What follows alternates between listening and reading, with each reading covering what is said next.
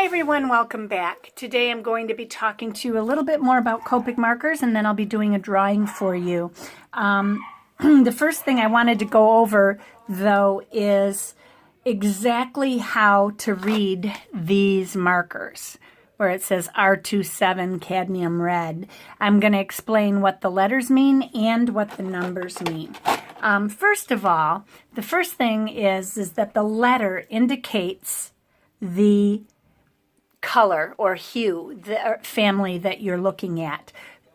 So we have a bunch of different ones, like these are E, which stand for earth colors. Then you have BG for blue-green, B for blue-violet, you have V for violet, R for red-violet, then you have R for red, YR for yellow-red, then Y for yellow, yellow-green is YG, then you have G for green, and then we're back to BG again. Then you have, well, all the earth colors are on the side, and then in the gray family, we have different sets of grays.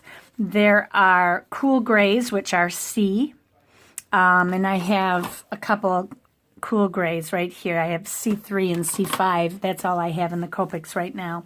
Then you have T for tones, which is a kind of a browner gray. Then you have N's for neutral grays, and then W for warm grays. And then you have fluorescent colors, which is F, and then RV, which is fluorescent red-violet, FYR, fluorescent yellow, red, FY is fluorescent yellow, FYG, fluorescent yellow-green, FV is fluorescent violet, FYG, oh, that's another yellow-green, and then FBG is fluorescent blue-green, and FB is fluorescent blue. So that's what they have so far, and then you've got your colorless blender, which is 0, and black is 100, and then they have a special black, which is 110. It must be darker. But then we have a bunch of letters or numbers after the letters. One thing I also want to explain is the different types of markers that they have. They have the standard, the ones that most people purchase, these oval-shaped ones are called Copic sketch markers. And they do have something called Copic Classic, which is a large round one with a heavy white body like this. And then there's the Copic Sketch like these. Then there's the Copic Chows, which are round like these. And then they have the Copic Wides, which are wide and flat. And I had one and I don't know what happened to it, but it's around here somewhere. But anyway, so that is the extent of the types of markers they have. Their classic markers, the big round ones, are they hold more ink within the body of the pen, so they last longer, hence they're more expensive to buy. Then the next step would be the Copic Sketch, which holds a little less ink in it, but they also have different tips. I think the Copic Classic has the broad tip and then a fine tip end. The Copic Sketch has a broad tip and a brush tip end. And the same holds for the Copic Chow. They also have the brush tip and the broad tip. But their nibs can be replaced, so you can buy different nibs for your pens if you want to. If you own the Copic Classics and you want to have a brush tip nib, you can go ahead and buy those for your pens. These hold a little less ink than the Copic Classics, and then these hold even less ink than the Copic Sketch, which is why the Copic Chows are cheaper, because they don't hold as much ink in the body. You can buy replacement inks and just refill them, which is what I would intend to do. And that's a nice thing about Copic, is that when you're refilling them, to purchase a bottle of ink, I forget how many refills it is. Is it 12 refills? I forget. But anyway, you can get them for like $6.50 for bottles, which is so much cheaper than buying a new pen. Plus, you're not putting pens in the landfills, which is nice. Now, when I bought my Copic Chows, these were the Copics that I had already owned in Sketch, along with the colorless blender. So I had these, and then I went ahead and I bought the 36A set, and I had a crossover of, I think, 4 colors from the ones that I owned to what I got here, and I didn't really have a way of avoiding it. I wanted a lot of the colors in the set A, so I ended up getting 4 double. So as far as the colors I have, it sure doesn't look like much when you look at the 358 colors that they offer. This is all I own. And, I mean, it looks like a lot more here than it does on this paper. But this is all of them. And they're on their chart. If you look at the chart closely, you'll see these little circles and squares and ovals. And basically, the round stands for Chow. The square stands for Copic Classic, which is actually what it is. It's not a round pen. It's more of a squared off pen, kind of like the Spectrum Noirs I showed you. And then the Copic Sketch is the oval. So that's how you can tell. And you can look at each color and see if it's available in the style marker you want to purchase it in. There are 358 colors which are available. Some of them are not marked. All 358 colors are available in the Copic. Now, how do you read a Copic marker? Obviously, they have lots of letters and numbers on them, and this one is R27. When you're reading a Copic marker, they say that you should read the number as a single number. So you wouldn't call this G82, you would say it's G82, Y08, Y38, R20, like that. The reason for that is that each number has its own separate classification.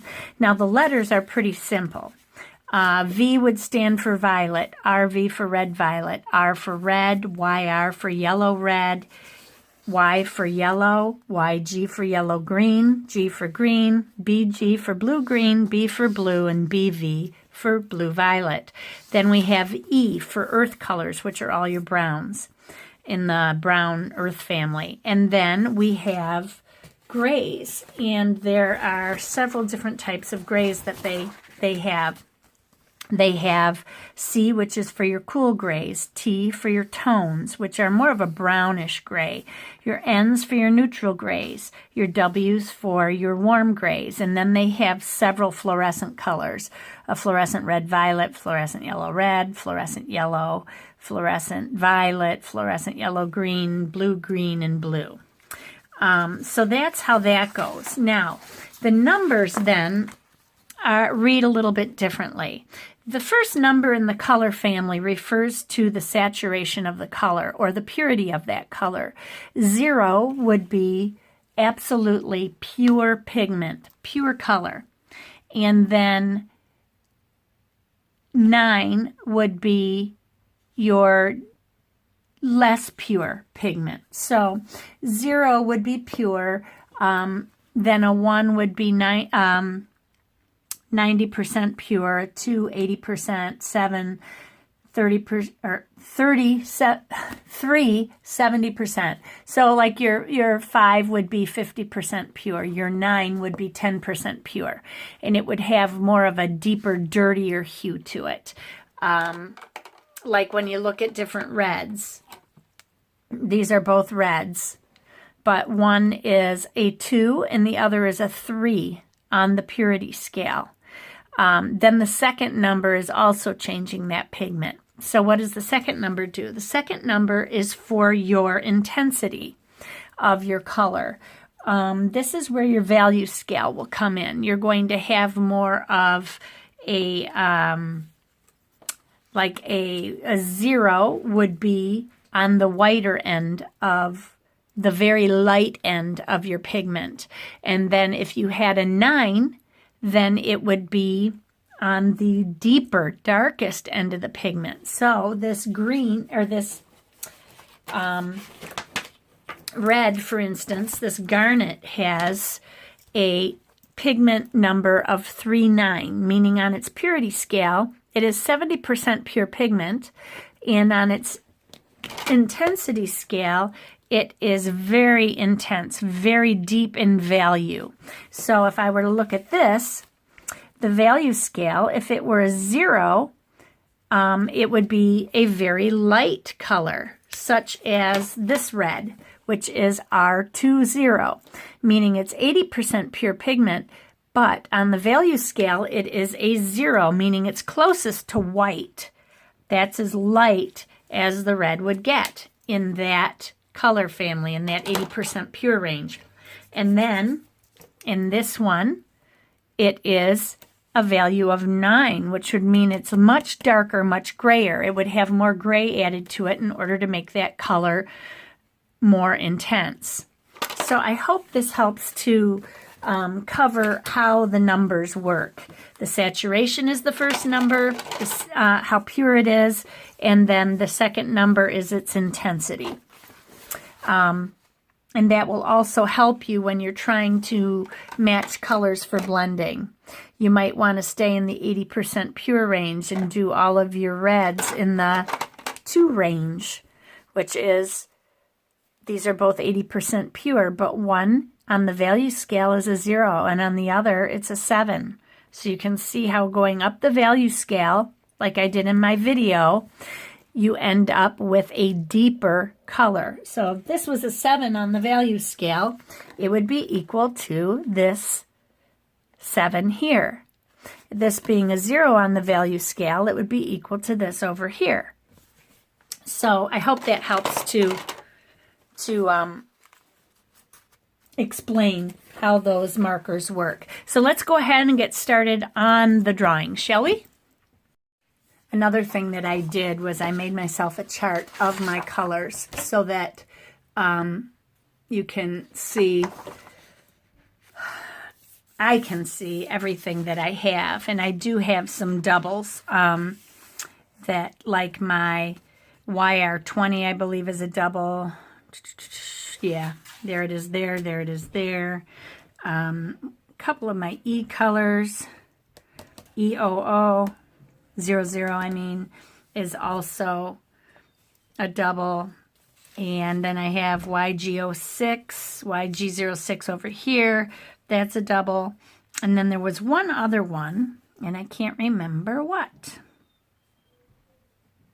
But anyway, this is all I have. So I'm going to go ahead and work with what I got. Okay, so I drew on some magnolias that I saw on a photo.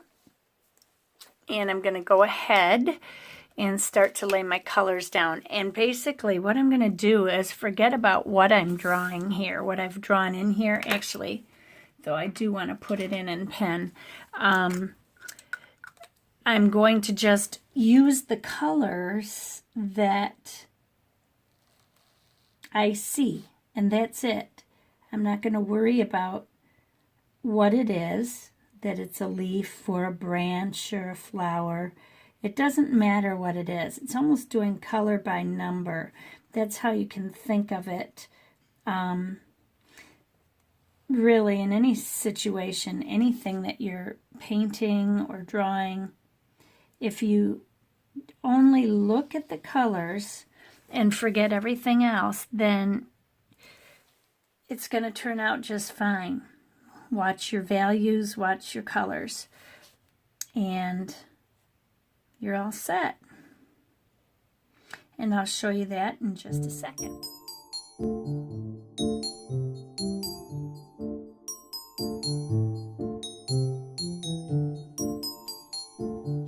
Okay, so What I'm going to do here now is just grab the colors that would match what I'm going to be coloring in. And I can't show you the photo because it would infringe copyright. So that's why I am not showing it to you. Somebody on Paint My Photo recently got in trouble, and we all received a letter because she infringed on copyright. And in the letter, in the rules that they had resent, it said that we are not to show these photos, reference photos that we use for our artwork. We can't show them side by side with before and after work or any of that. So I can't do that on YouTube anymore. If you want to see the reference photo, I can post a link and then you can go to Paint My Photo to look at it. But I cannot show it to you personally without getting permission from the artist. So, and on the ones that I had posted before, I will have to contact that artist and let them know. But along with the yellow green 03. So I will put that with these. Okay, so I think these are all the colors that I will be using in the piece. And now all I'm going to do is just flick the color in here and there and gradually blend it together. That's all there is to it. It sounds so easy, doesn't it?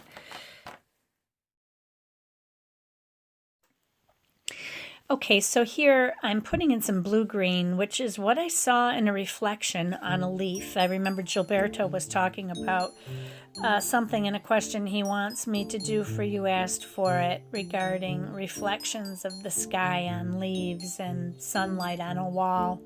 And basically all I'm doing is putting in what I see. You just have to forget what you're looking at and go ahead and just put the color in. And that's basically what I do. I'm not perfect at it. I mean, it's a learning process, but, and it's harder for me in marker than it is with paint. That's for sure. And then I'm just going ahead and adding in the greens that I see, and that's pretty much it. This is, I'm just putting in what I see.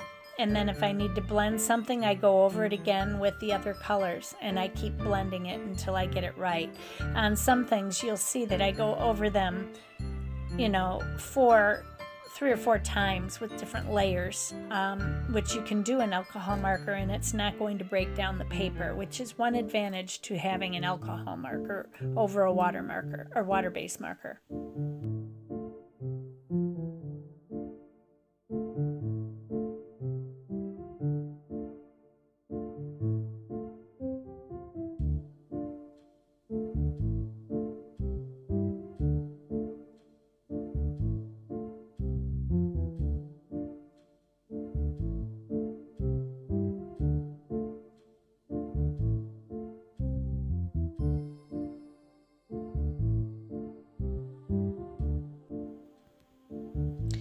Now here I'm going ahead and I'm starting the Magnolia and laying in a pink, and I'm forgetting what I'm doing here, and I really shouldn't have put that in so heavily.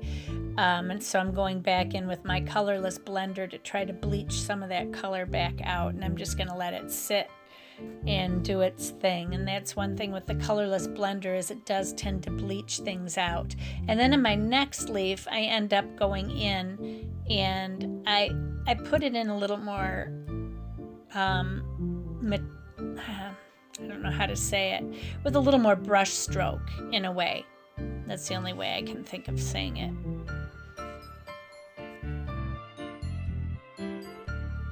And now here I've picked up a different color. It's a little bit more of a violet to put some of the back side of the petals on. And then I'm going to switch and go even darker or more intense and add some more of a violet to it.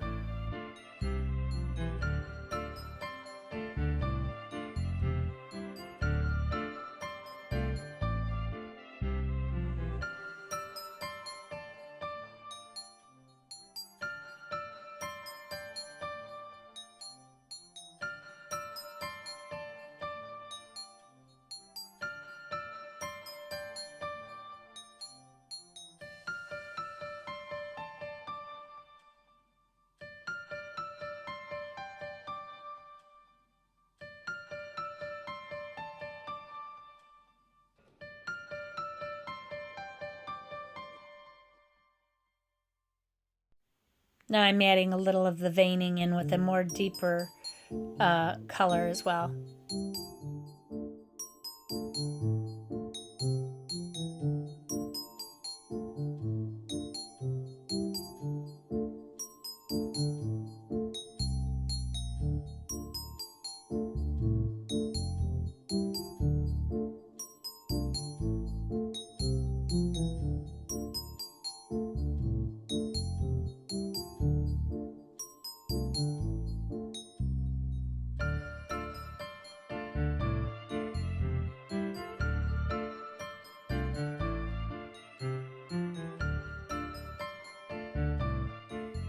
Basically here I've been using that deep pink in order to try to deepen the violet that I'm getting, and I was having a lot of trouble getting the correct color. That wasn't really the right red to go with, but I didn't have much choice in it, so I used that color, and in the end it turned out okay, but it took a while to get there.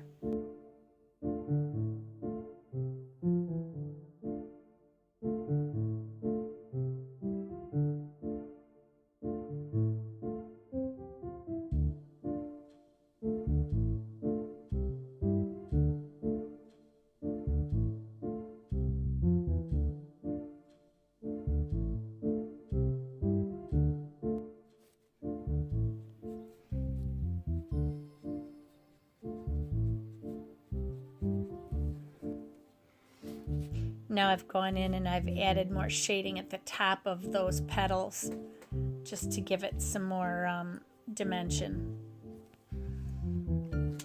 Okay. Now the way that I learned is by watching Anna Rostagueva in the way that she was doing her paintings or her drawings, and basically she was just streaking in color and letting one glide over the other, blending them together, sometimes not blending them at all, and so that's all I've been trying to do. And I'm no expert, as you guys can see. I'm learning like the rest of you are, so this is just the way I do it. I don't know that there's a wrong or right way with markers. I guess there's certain techniques that you can do, but I'm gonna try this. This may be a mistake, but well, maybe not. That might work. Yeah.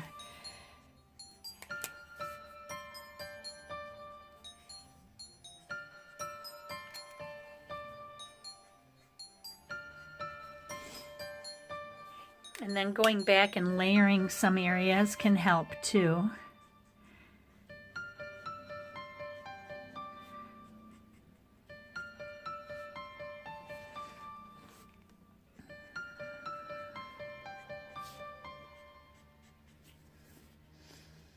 That's all I do, you guys. So I don't know what to tell you.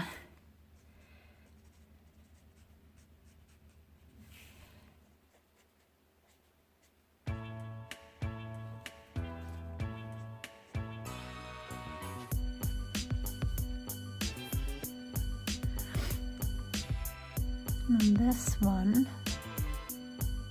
actually has pink reflecting off of it. That was something that Gilberto was talking about in his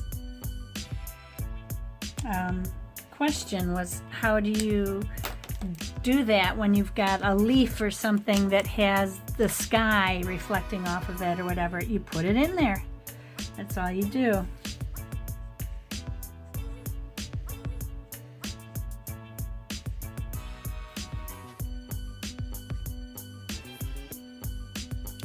Hopefully it turns out.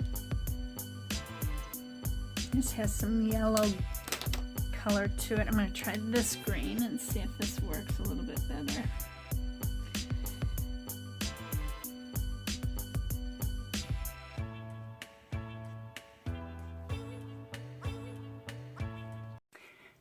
Hi everyone, welcome back. Today I'm going to be talking to you a little bit more about Copic markers, and then I'll be doing a drawing for you. The first thing I wanted to go over though is exactly how to read these markers where it says R27 cadmium red. I'm going to explain what the letters mean and what the numbers mean. First of all, the first thing is that the letter indicates the color or hue, the family that you're looking at.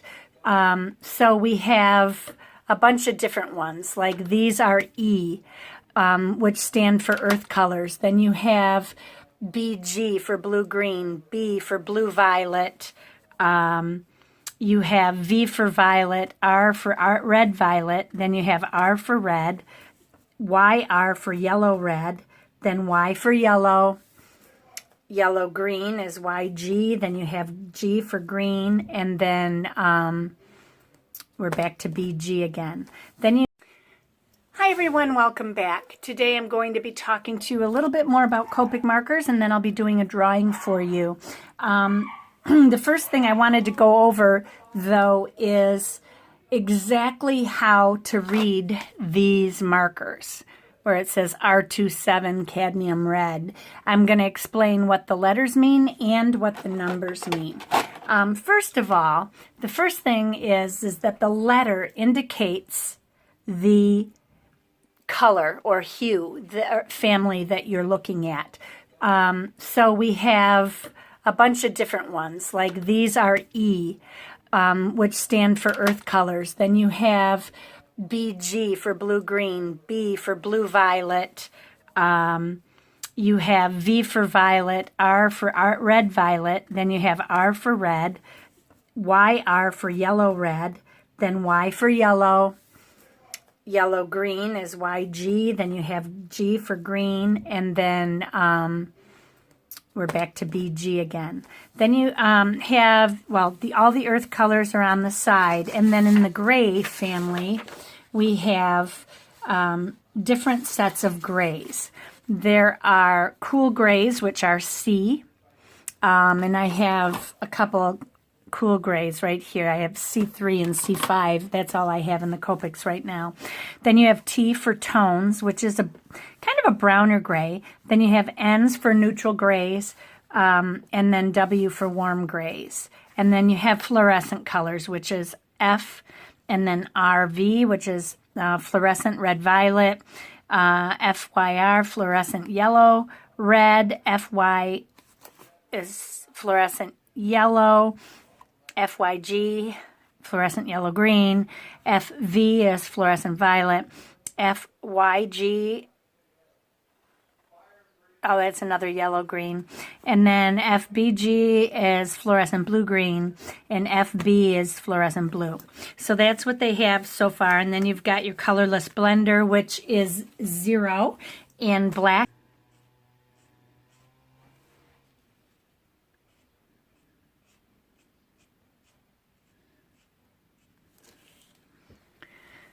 And I'll just keep sweeping that up. And now I wish I had a step between these two pinks. RVO2 is a nice pink, and then RVO4 is like super bright. I'm going to use it a little, but I may use my blender to remove it. It almost looks fluorescent. But I'm going to try by taking this O2 over it to try to tame it down a little bit. Sometimes that helps. I think it helped. You can see it starting to change. And you can do that with a blender as well. And then I'm going to go back with the V12 again.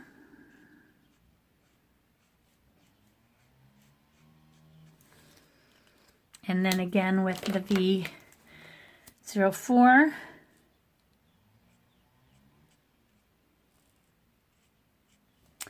It's got a line going right up the middle.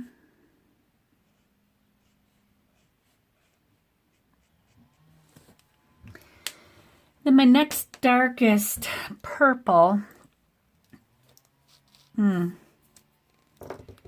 I I go from V02 to V08, and they are very different. I mean, you look at these colors here.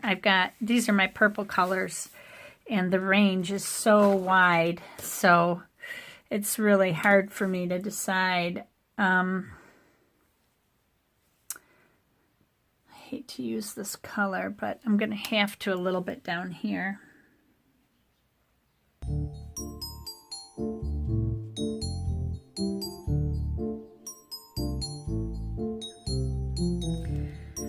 And then I'm going to go back over it again with this one, the 04, to tone it down a little bit.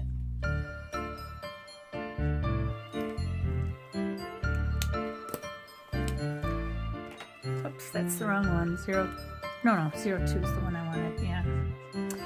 Maybe I needed a little bit purplier.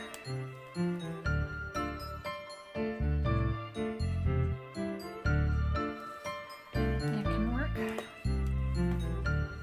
I'm not getting the exact colors. I just don't have them. So you do the best with what you have, and hopefully it turns out looking right.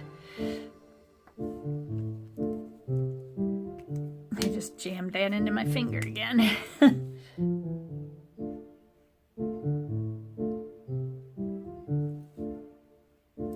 So that's all there is to it, you guys. That's all I'm doing.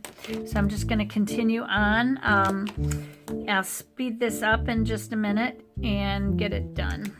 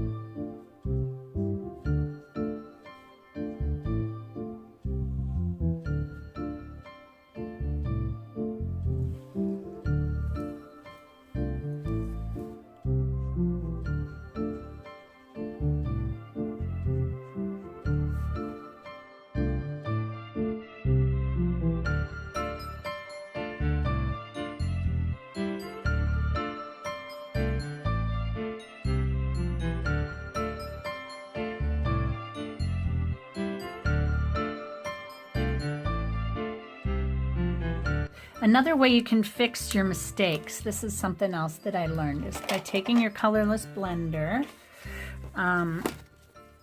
and because it bleaches, you can actually go over your edges a little bit like this and remove the color, and gradually it'll lift that color right off the edge. So I'm just going to go around and try to do that. And then whatever's left, I can take a white pen and I can fix those edges up.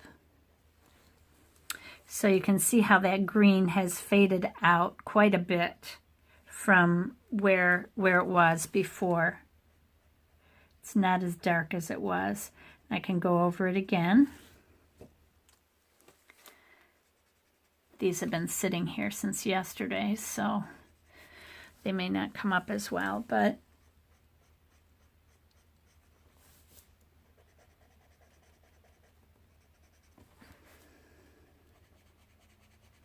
there. It's pretty good. Now this one right here,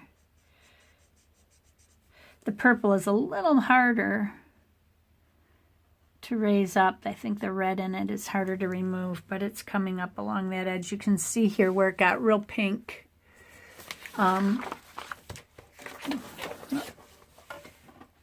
Where is that? Right there. See how it got real pink? The color changed to a pink. It was purple there a minute ago. So that helps to remove any mistakes. And then whatever's left behind, then I can go in with a white pen.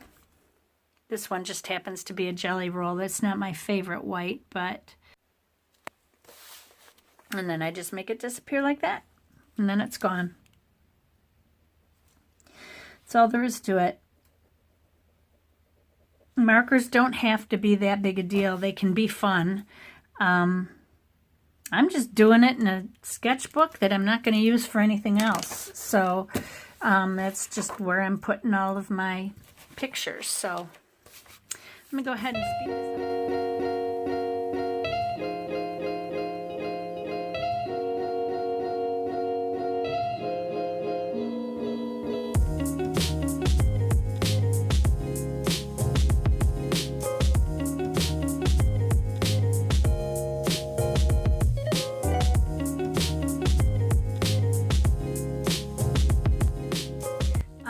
I know that Corey was also asking about blending with a colorless blender in that other video, the you asked for video I did.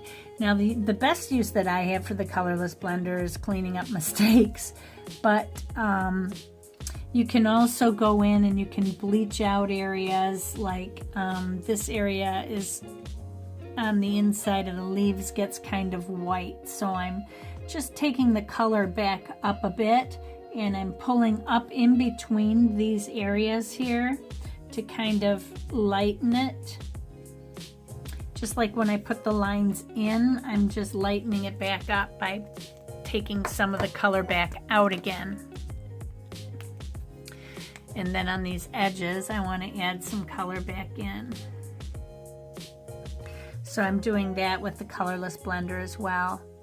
You can do a lot or even just a little. Now, like if I show you in my book here some other things that you can do. Let me use a dark color. And I'll just color this area in.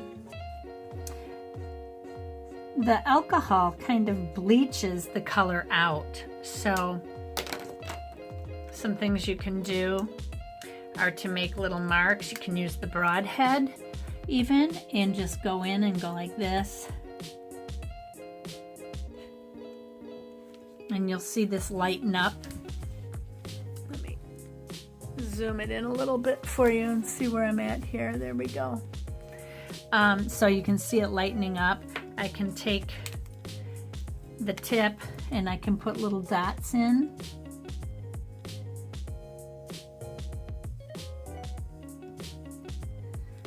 That's another thing that you can do with it. So you can make textural effects with your colorless blender. You can put lines in, like on a leaf, if the veins are lighter than the leaf. Sometimes that's the case. Sometimes they're darker, but if I make a leaf here,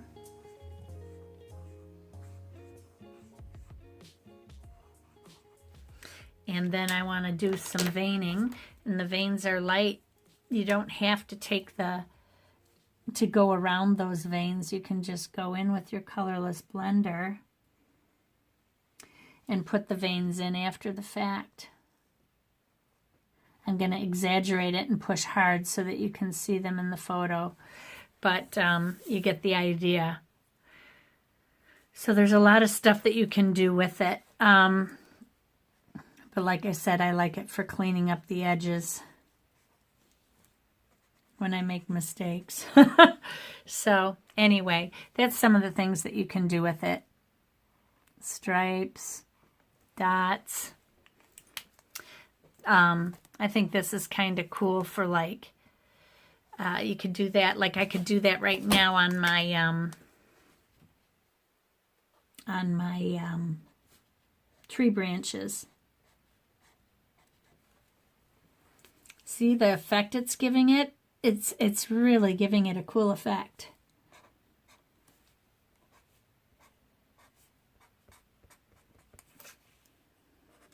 I'm going to do it all over because I like the way it turned out.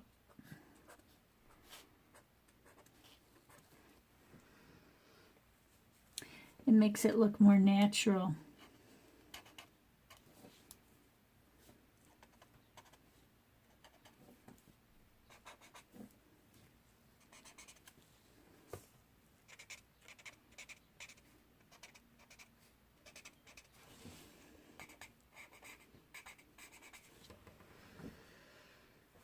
So it does make a difference. I can use it back here if I want to make some light areas on my leaf. It'll lighten up the color a little bit and change it. It draws certain colors out. So that's something that I've noticed. Like, let me take this bright pink, for instance. This is a red violet. So it's got red and violet in it. And when I draw some of that color up, it usually will draw one up more than the other, which is kind of strange. So I'm just gonna do this and you can see what it does. Well, that one's got a lot of red in it, but let me try, was it this one? Might have been this one. This is a violet.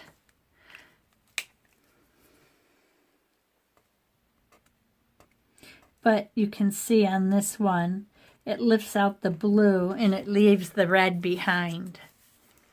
See how I did that? It just kind of left the red. It made it pinker. And I can continue to try to take some of that out. But this lifts all the green into another value. I hope you guys enjoyed it. I hope this was helpful in some way. And get out your markers and play. You can do these same effects with your Tombos as well. You have a colorless blender in Tombos and you can do the same thing with them. So just have some fun, fool around, enjoy it, and have a great day, everybody. God bless. Be courageous. Draw with wild abandon, paint with wild abandon, and most of all, be kind to each other.